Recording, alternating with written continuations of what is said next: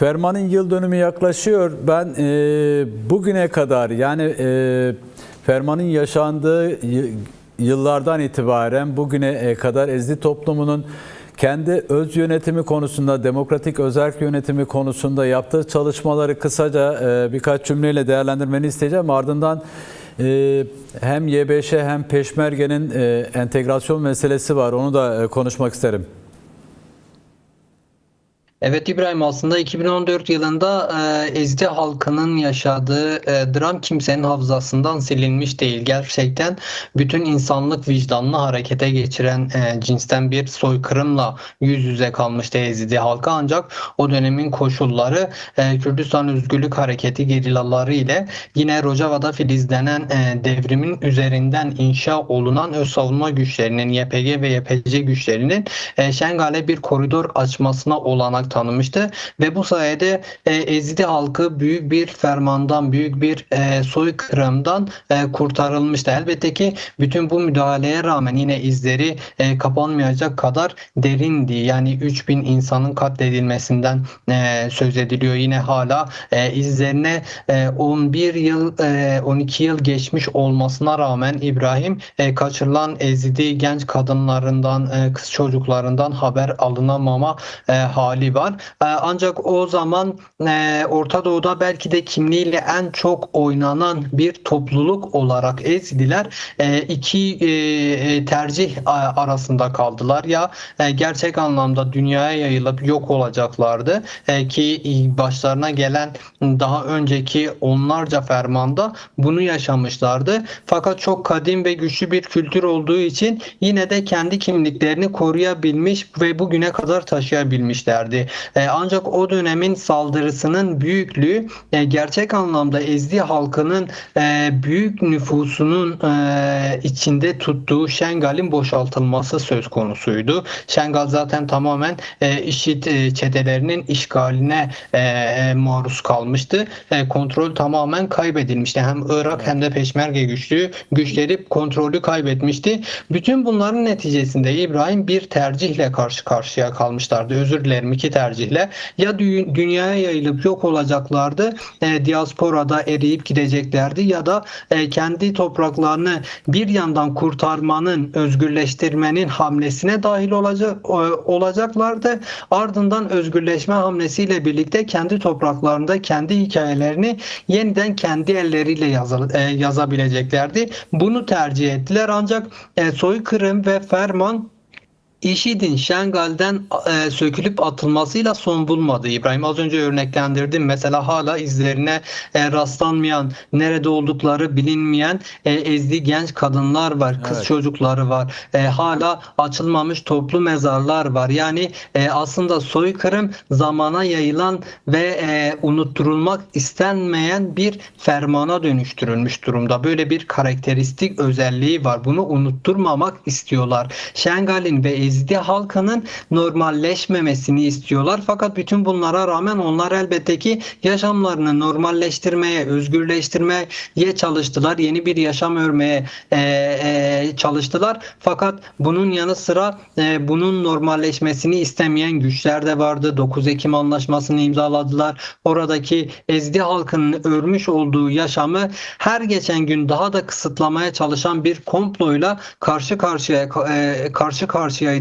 Hala bu tehlikelerle karşı karşıya kalmaya devam ediyorlar. Hala Ezidi halkı böylesi büyük bir soykırıma maruz kalmasına ve karşı karşıya kalmış olmasına rağmen ne Irak ne de uluslararası düzeyde herhangi önleyici düzeyde bu soykırımı tanıyan bir kabul de söz konusu değil ne yazık ki.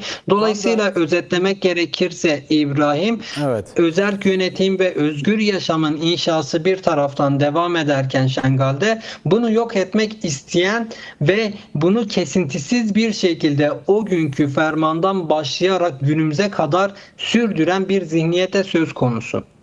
Peki şimdi biraz geçmişe gidecek olursak Tom Baran yaptığı açıklama sonrası işte Irak'ta silahlı grupların orduya entegrasyonu meselesi ortaya çıktı. Yanı sıra Irak Başbakanı Zeydi Türkiye'deydi. Onun öncesinde ABD ve sonra İran'a, ardından da Türkiye'ye gitti. Türkiye'de işte enerji yolu anlaşması imzaladıklarını duyurdu. Cumhurbaşkanı Erdoğan duyurdu. Bu enerji yolu anlaşması dedikleri, daha doğrusu bu yol Şengal'i de tehdit altında tutan bir yol aynı zamanda. Niçin söylüyorum bunu? Çünkü bir taraftan da YBŞ, YJŞ'nin ve aynı zamanda Peşmerge'nin orduya entegrasyon meselesi var. Bununla Şengal'i öz savunmasız mı bırakmak istiyorlar? Şengal'in önündeki tehlikeler neler?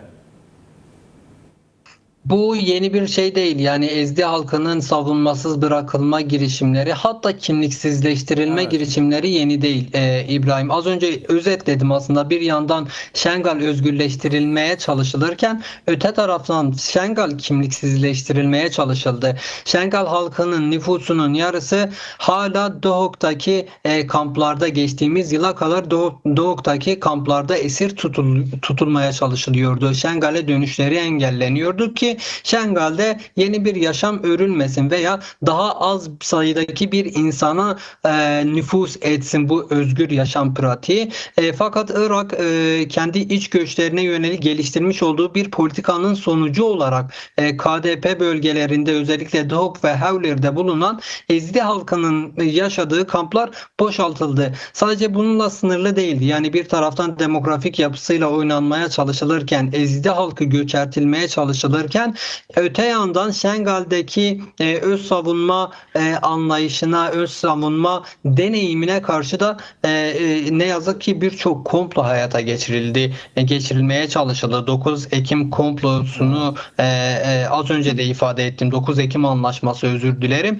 Mesela Türkiye, Irak ve yine Federe Kürdistan bölgesi KDP arasında imzalanan ve Şengal'in hem özerkliğini ortadan kaldıran hem de savunma güçlerini tasfiye etmeyi amaçlayan bir anlaşmaydı. Ezidi halkı buna karşı şu ana kadar direnişini sürdürdü. Yani 2023 yılında imzalanan bir anlaşma söz konusu. Aradan 3 yıl geçti ve bunun hayata geçirilmesinin önünde bir set oldu Ezidi halkı.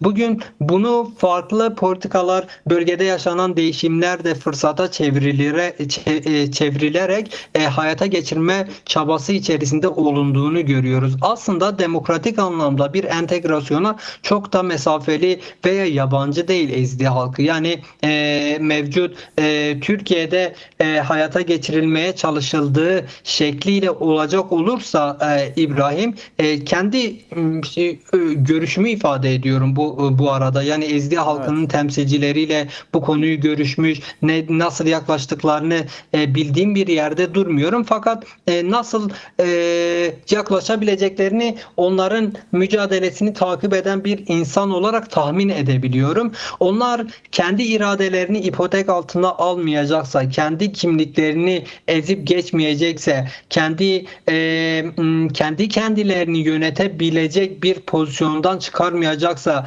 özellikle yok olmayla yüz yüze olan inançlarının önündeki engeller kaldırılacaksa demokratik bir entegrasyona çok da mesafeli yaklaşabileceklerini düşünmüyorum. Ancak Ezidi halkının kimliğini yok etmeyi planlayan, onların yine kaderini başkalarının eline verecek olan, kaderlerini başkalarının insafına terk edecek olan bir asimilasyonalist bir entegrasyonu çok kabul edeceklerini düşünmüyorum. Peki. Çünkü bunun için büyük bedel ödediler, büyük savaştılar ve bu mücadelelerini hala Ezidi halkı devam ediyor. Özellikle Ezidi kadınlarda bunu görmek mümkün.